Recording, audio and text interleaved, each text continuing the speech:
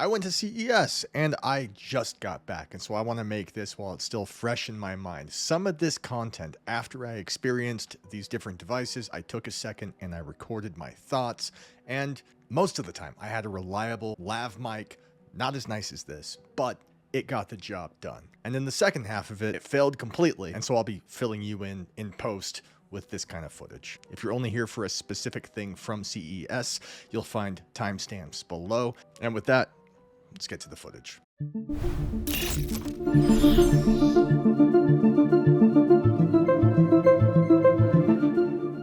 I was in a hall and it was all cars and it was cool.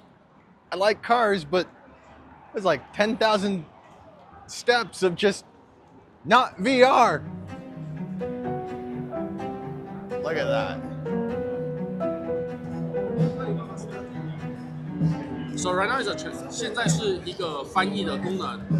如果我讲中文的话，你会看到英文的字幕。Can you understand me? Yes, I can. Yeah. 你喜欢喝可乐还是喜欢喝茶？ I like cola.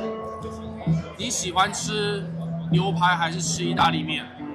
This is a real-time translation. Right now we support English, Japanese, German, and French. Okay. So this is just a demo application. So we will release at Q2 this year. 216, battery life, and Bluetooth information. That's very cool. You guys have a good day. Okay, so these were the new glasses from ROKID, and while there were some other companies there sporting similar glasses, in this case, these glasses had the ability to overlay text. We're not talking about AR with specific tracked objects. These specific glasses have a heads-up display that portray green text. And so in this situation, what he was doing is he was talking to me, and the glasses were translating and telling me what he was saying. And it was cool. It worked really well. Others in that venue couldn't get their glasses to work, and as a result, I didn't even bother showing the footage. A few of these businesses, and one I'm going to touch on in a bit, the multiple Wi-Fi, everyone's phones, all Bluetooth, so much seemed to be screwing with a lot of these vendors. And these guys at ROKID, I was thoroughly impressed with how it worked. I really hope, if they're watching this, send me a version so that I can properly review it and really dig into it. You're gonna grab, literally pinch one of the artists that you want to listen to. Okay. When you go into that world, you grab this white wand, and we'll just go from there. Okay, I'll say these things again. You say, yeah, man, I know exactly what I'm doing. And so you see that floating ticket? It's kind of like in the middle. Yeah, You're gonna grab it. that and pull it back to you. Okay. Then you look to your right and put it into that K-pop machine. Now you have 4 artists that are gonna come up. Reach out and pinch one of those artists you wanna. There you go. That is very cool. So that was a VR K-pop app, and it's PC VR, at least that was. They've got 3D representations of, in this case, I think it was Twice, which I am familiar with because of Beat Saber. And they were 3D, and it was cool. It was photorealistic. You couldn't stand up. It wasn't sixed off inside of the experience, but it looked good. I think the IPD was off. It didn't look quite right inside the headset, but I didn't have a chance to fiddle with it. On to the next. One side it's translucent, and the other side is a screen, like so. Kind of cool.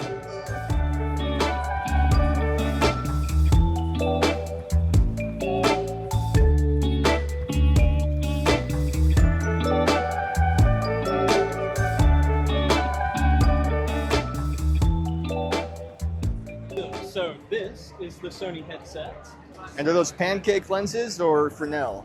So these are custom Sony ones. I believe they are a Fresnel, but they're custom built by Sony. So this is the pointing controller. Hold it like this. Okay. So that's that. And then you have the ring controller here. It just sits on your hand like that. It's got a button down here that you press in, and a button up here that doesn't press it. And is that being tracked in 3D space, or is it measuring like the movement of your muscles in your arms? No, so this just uses hand tracking. Okay. It does have a chip in it, so it will know, even if it's outside of tracking, the orientation. If you want to put that on. Thank you, sir. Just as needed. And then this pulls forward and backward, is that right? Yes, with you have to press in that button at the bottom. It does also have eye tracking as well. Pretty tight. Yeah, okay. Oh, that works very well. Yeah, and that's just all using hand tracking using the cameras. I've got a hovering box in front of me for double, full, half, quarter, and then... Yeah, to your left, you should also... Oh, my left, yes. That. So that's where your model will end up being. You can move that by using the ring controller and grabbing it. Yep. So yeah, you put it on your desk if you're a developer. And if you do that same grab action, you can move it around. So if I grab it in the middle, it would... Okay. Move it around like that. That is very nifty. Yeah. And so is this specifically designed? I know this app, I can tell what it's made for, but is the headset itself designed for creating and building inside of VR? Exactly, yes. Okay. So Sony partnered with us. And what's this thing called? This is the Sony SRH-1. SRH-1. Okay. So that was the Sony SRH-1 AR/VR headset with an open gasket. As you saw, they had two means of controlling. One is a controller that can be flipped back and forth and it responds the exact same way. It's got touch controls and something of a physical button kind of hidden under the rubber material. There's also a ring that you put on.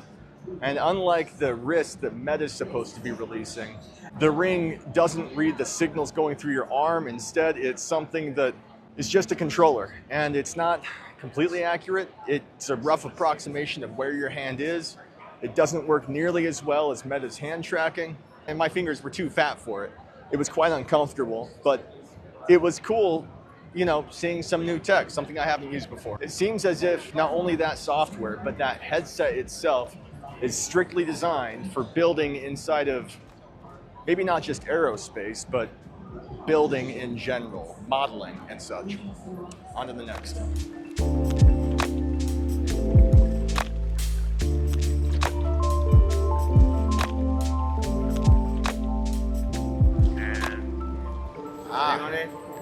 Step back, chilling with you. Oh! Yeah. What?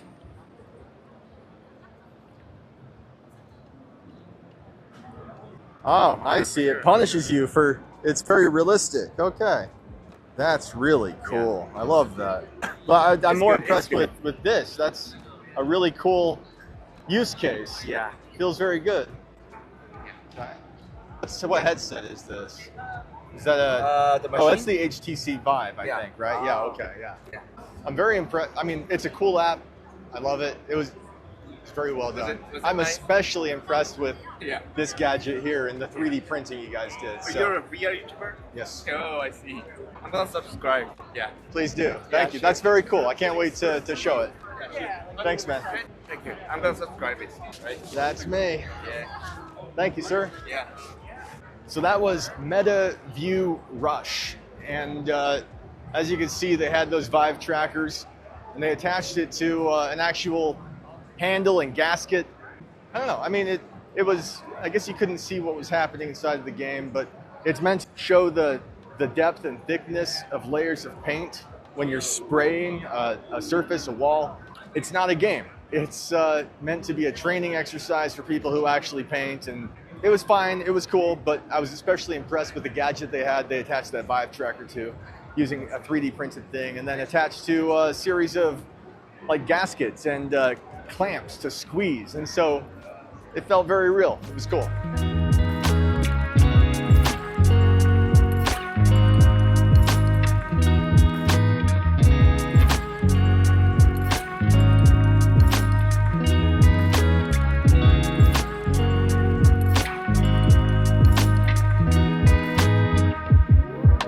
So that was a company called Interact, I believe.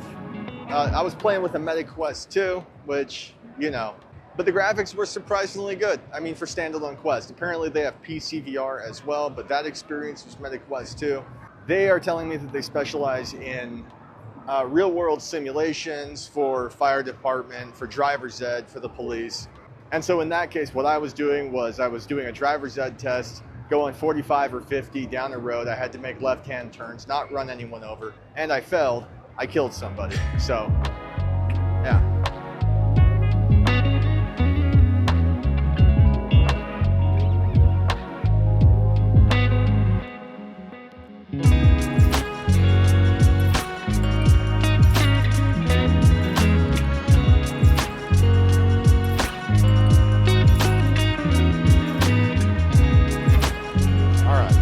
sit down in it?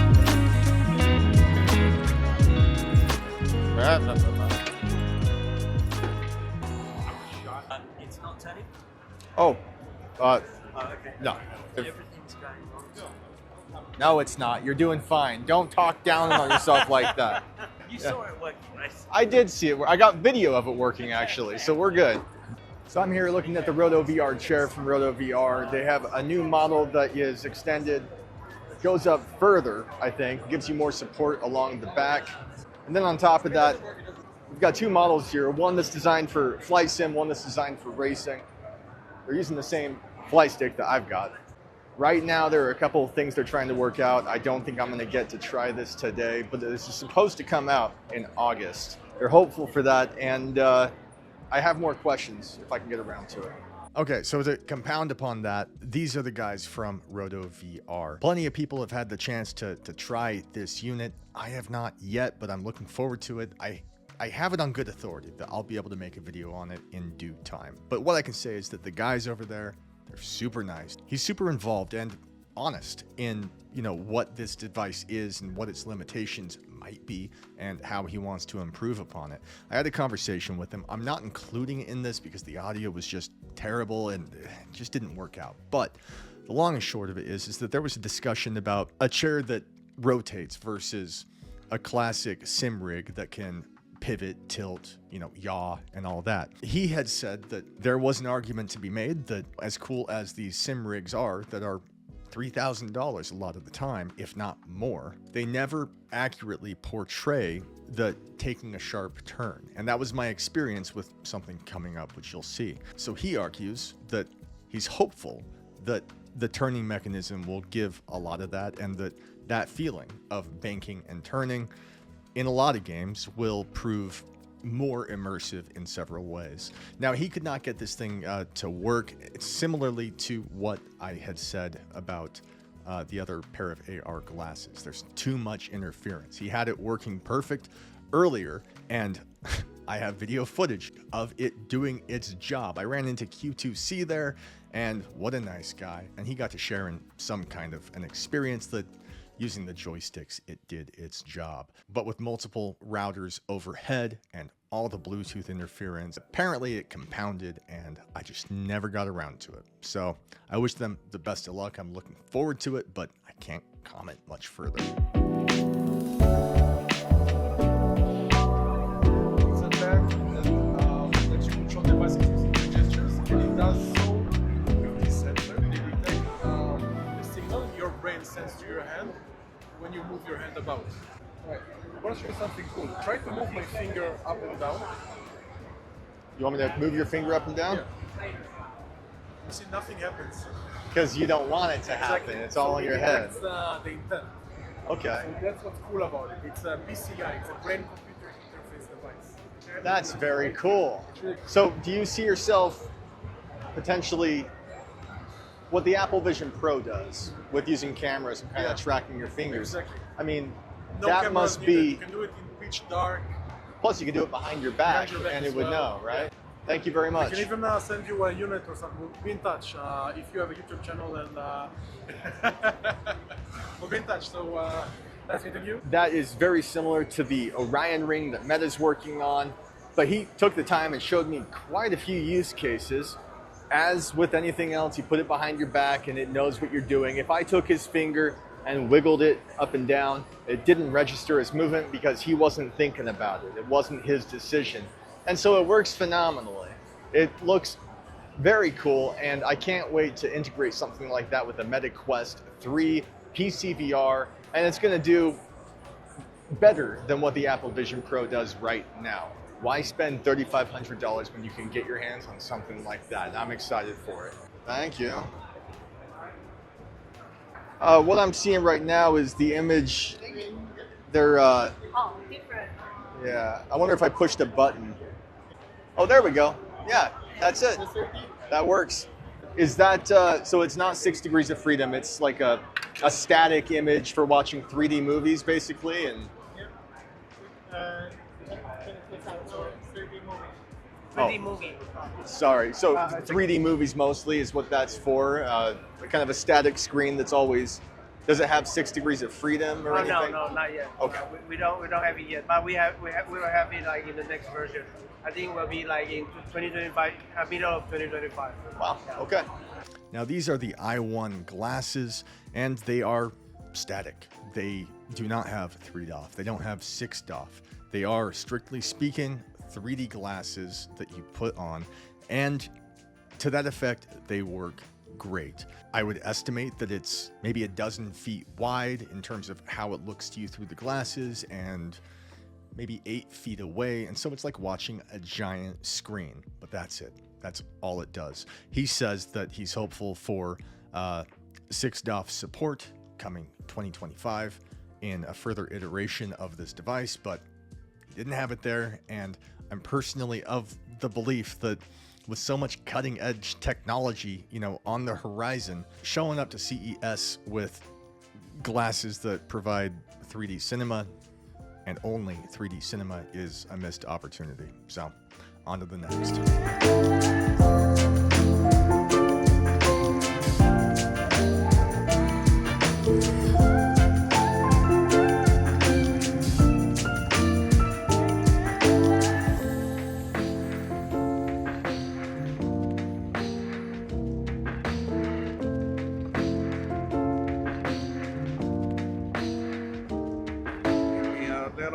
Second, that's it, and no.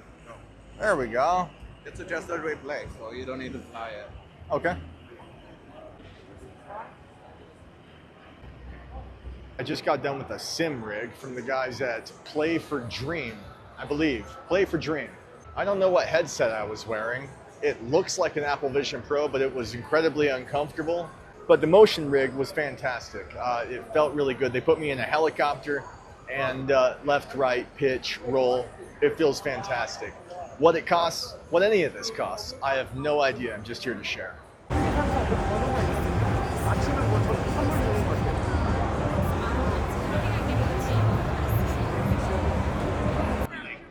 You only use glass, right? Yeah. Plastic? This is plastic. This one. Is it bird bath? No, it's waveguide. Refractive waveguide. It's very crisp and Yeah. clear. So the best benefit is the optical system. It's more than 85%. So how can you interact with what you're seeing? Because we are only the optical vendor, so we do not providing that solution. But for my customer, okay, our solution we can recommend that you build up the camera, the light engine in the middle. So this one was interesting. This is the Ray Neo XR2 AR glasses, and I can say that the overlay and the graphics that you see that are tracked in 6 degrees of freedom, they look amazing. It is crisp, it is beautiful, it is vibrant, and it has hand tracking that is honestly hit or miss, and it's got a very narrow field of view. I would guess 45 degrees, as were these other glasses. But when I tried to ask him about the details regarding the rest of this, as you heard in that, and there's a language barrier a lot of the time with these booths, but it seemed to me that he was saying that he designed the optics. He's only there for the optics, which were integrated into the glasses, and everything else as to how it's tracked and how it works on the back end. He wasn't familiar with it, and so I didn't get a lot out of it. They're cool. I like it. It's vibrant, sharper than anything that the MetaQuest 3, for instance, has given us up to this point. But the field of view, as with everything else, is kind of a bummer, and it feels a little bit incomplete because of it. Oh, what's he enforcement? got? What's that thing? The striker? Striker. Striker. That's it. Yes. You guys made the striker? Or the haptics behind it. Would you mind if I tried the sword here? Yeah, absolutely. So is this meant to be primarily and almost solely for Beat Saber, or what is the design behind it? This is so everyone can enjoy haptics as a fun toy. Yeah. And there's many different products here. This is an implementation in a toy form for all ages. Yeah. That is nifty. Now, this was Striker VR, and they're mostly known, I think, for their Striker haptic gun, which I haven't had the chance to use yet. If you're watching this, again, I'd love to make a video on it. But they featured a number of previously built accessories behind glass, and the thing that I got to play with that really most people seemed the most interested in was a haptic sword. It was obviously a prototype in the works, but all the same, holding it and swinging it and playing with it, something like that in Beat Saber, I completely get it. I totally understand. Something from Star Wars, I completely get it. It does feel good. It's got a vibration to it that hums in a way that just standalone controllers cannot do. And while there's not much else to say, it's cool, and I look forward to whatever else these guys do.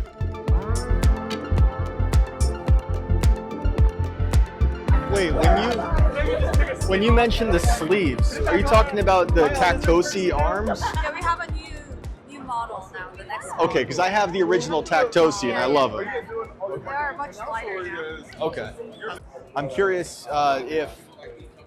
I know that the new vest doesn't have the 40 sensors like the previous one does, but it's supposed to feel more immersive. I was hoping you could tell me what about the motors is different from the previous model?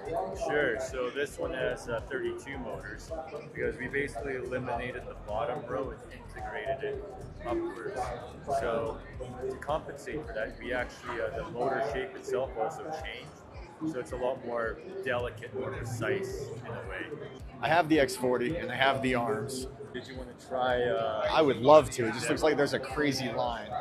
I haven't tried the gloves. I'd love to try that if that's okay. Thank you. If I remember correctly, you said X16 is way too small for you. Yes. You know who I am. You're right. It's a good idea. People are gross. Experience cleans, how should I say, equipment. Well, those fit perfect. You feel it? I did, yeah.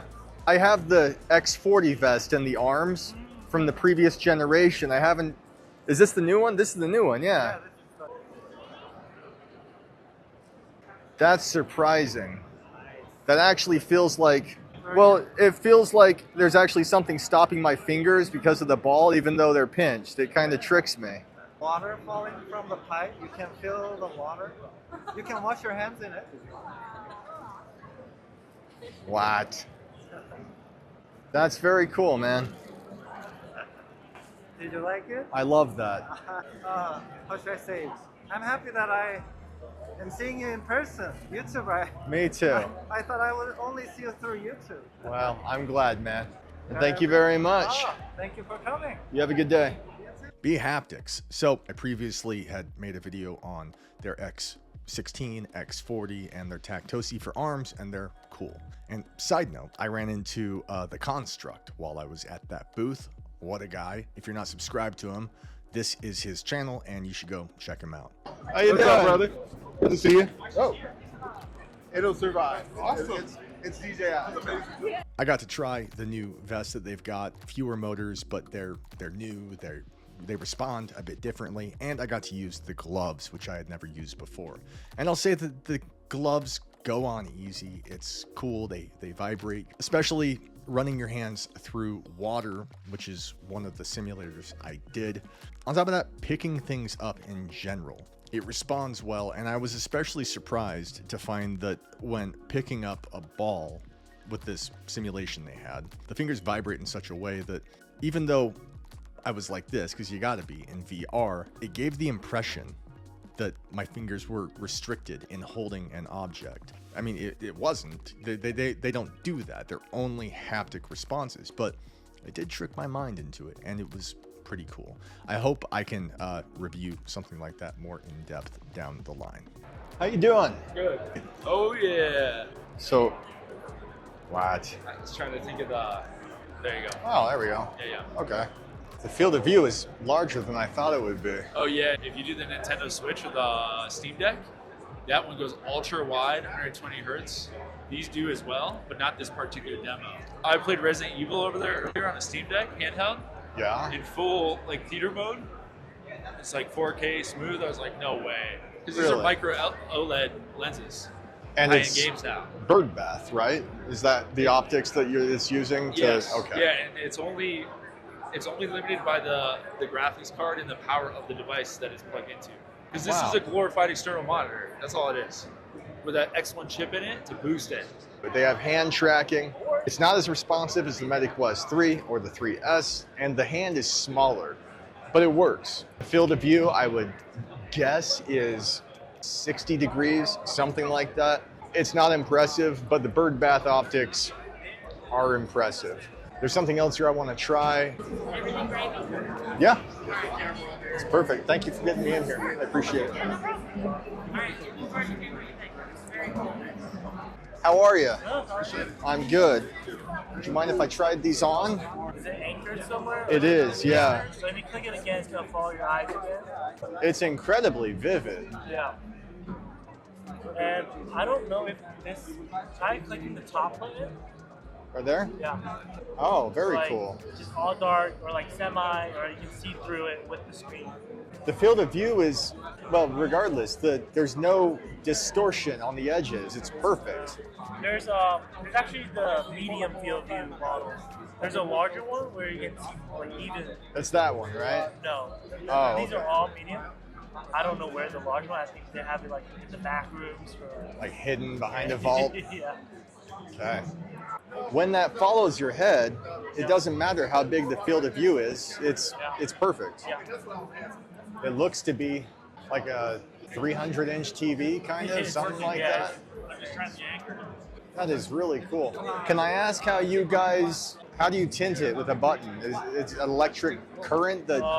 Okay. I'm not, like, I just got hired to, like, do the sales, like, the technical, All so right. I'm not... I just had a chance to try that other pair of glasses that they have. But what I did just barely use, that first thing I used, it was passed through. It was like this plush Pokemon-like thing that would land on my hand. It was all about hand tracking. This other device I used was super vivid, super crisp. It must have been, a high-pixel OLED screen. And there was a function where I could push the button and the screen would tint by way of some kind of electric current. I'm not entirely sure. And there were actually two different modes, one dark and then one darker. I'd say that the screen looks to be like 300 inches, several feet away from me. And if you lock it, if you anchor it, then the field of view is apparent. It's maybe, again, the same thing as the last time, 60 degrees FOV. But if you don't anchor it and you're watching a movie or playing the Steam Deck or something, and when you turn your head, it follows you, it's about that size and it fits from side to side, and it's not a problem. It's cool, it's vivid, crisper than anything from the MetaQuest 3. I love it, but I'd have to play with it more.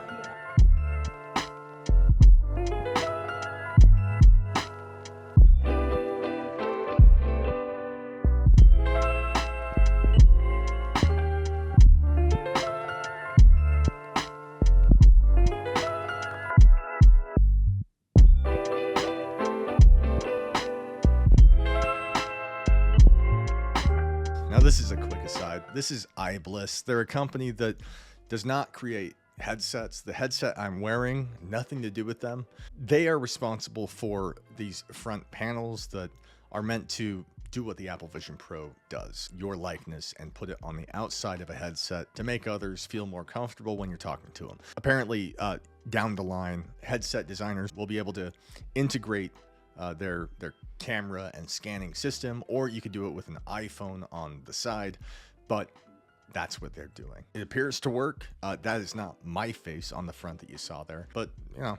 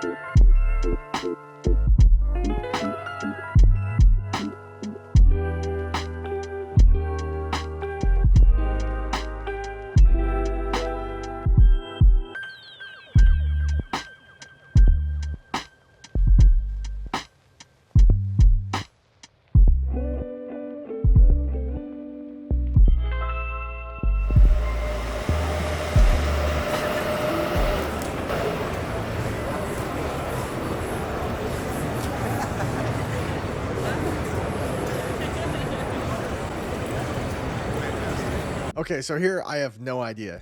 These people do not make the rig all over the place. They've got next level on the chair, on the rig.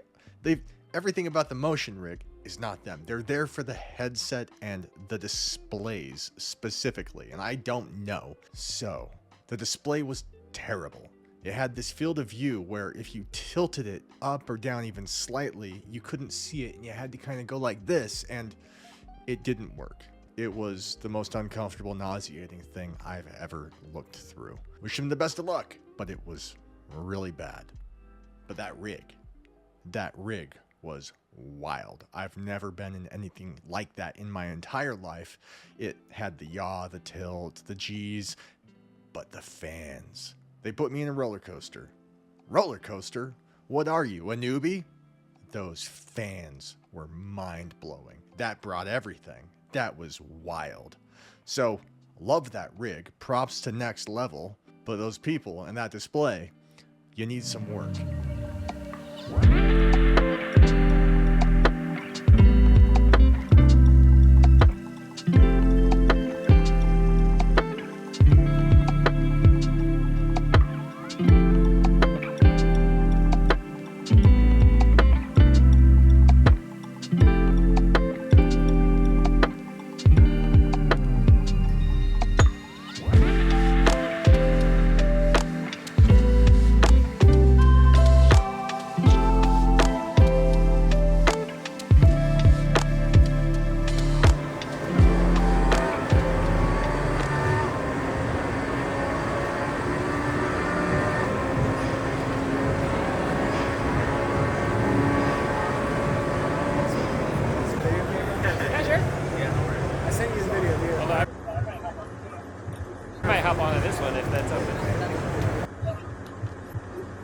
Now this is the GTR Simulator. They had a racing rig. They also had flight sim, and flight sim's the thing I did. And I've used these kinds of things before.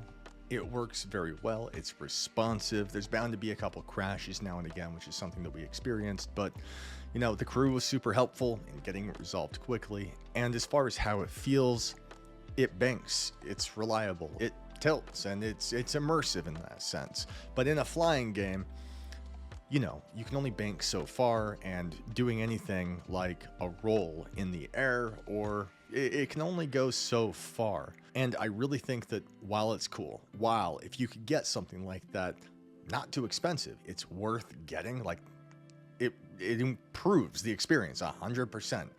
But I was surprised with that previous rig I had used, how much the fans improved my experience. Like, if I ever get one of those in this house, fans are going to be necessary. I can't believe how much that just blew my mind. And so this was cool. Felt a bit limited in the game I was playing, and on to the next.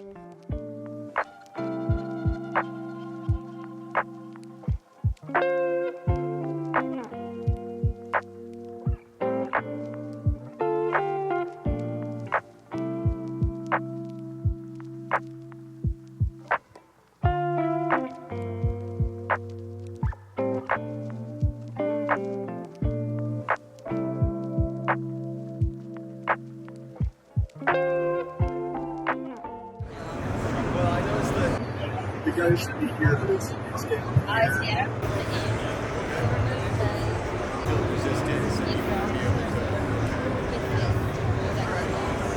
Now, this was a pair of hands from a company called Kurimoto, and we've seen something like this before in, you know, prototype form, as this was as well. And the idea is that they've got something like liquid metal inside of the mechanism. I think when a current is put through it, it retracts and releases the fingers, basically prohibiting your fingers from squeezing any tighter, so that if you're holding a ball, unlike what BHaptics had done with the gloves that I mentioned previously, if you're holding a ball and the ball is this big, then your fingers will physically stop and you'll get the sensation that you're holding something like the size of an apple.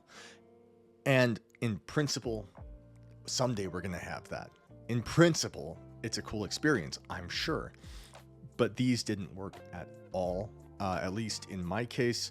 There were no haptics whatsoever. There was no restriction in my hands whatsoever.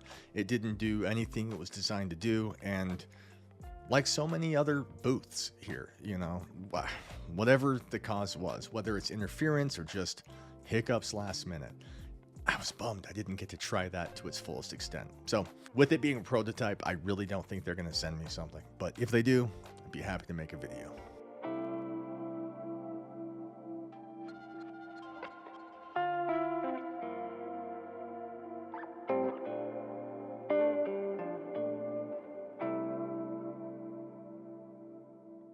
I can see my hands. Oh, but no any object, right? Okay, let me just let me know. Oh, I got one right here. Oh, you got one there? Interesting.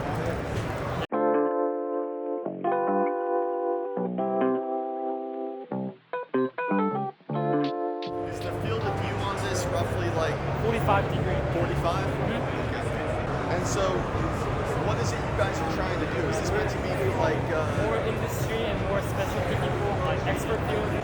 That's I very would comment cool. on you. Now the Meta Lens 2 is from a company called P&C Solutions, and it looks a lot like the HoloLens, and it does much the same thing like these other AR glasses. It just projects visual objects on top of a glass screen, probably birdbath, I would imagine.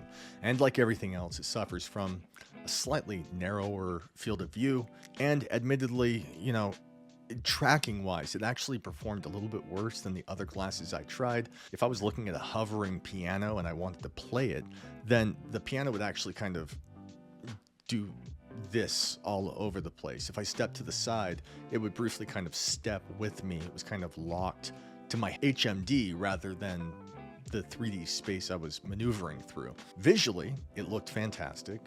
I do think the field of view was a bit wider than the others, probably thanks to the wider glass panel, but still slightly limited. All the same, I was happy to use it, and you know, I wish them the best of luck. Now, I underestimated how big CES was going to be, and there was a part of me that when I got there, I was thinking to myself, oh my gosh, what if I see Steve from Gamers Nexus? What am I going to do? Is my hair okay? But the second you're there, you realize you're not going to see anyone. I can't believe I ran into, it's only like pure luck that I ran into the Construct in Q2C, because we were hunting for the same things. We wanted the same VR, AR stuff, and it's just so big. So many days, so many buildings, so many floors. It wasn't gonna happen. My feet hurt at the end of the day. If you've never gone to CES, as I never had up to this point, I mean, I've been to Comic-Con a bunch of times, and so I'm familiar with, like, you know, the walk-in and the more Comic-Con, sleeping on the sidewalk. But it was a good experience. I'm glad I went. I'll be going again next year. And while I didn't see everything I wanted to see, if I highlighted something in this and you made it, if you're watching this and you made it, then, you know, I'm glad. Thank you for letting me try it, and I wish you the best of luck. And by the by, I have a website linked down below where I've cataloged nearly every single game I have access to via the MetaQuest store, where you'll always save at least 10% off on everything I have listed there. Sometimes it's 20%, depends on the time of the year. I also have a catalog of all the headsets and accessories and the applicable discounts that I usually have access to. So use that link, click it down below. You'd be supporting my channel and saving some money. And over the next few days, I'll be commenting a little bit more on some of these devices, and I hope you'll subscribe to explore it with me. You guys have been watching Bringhurst VR. Godspeed.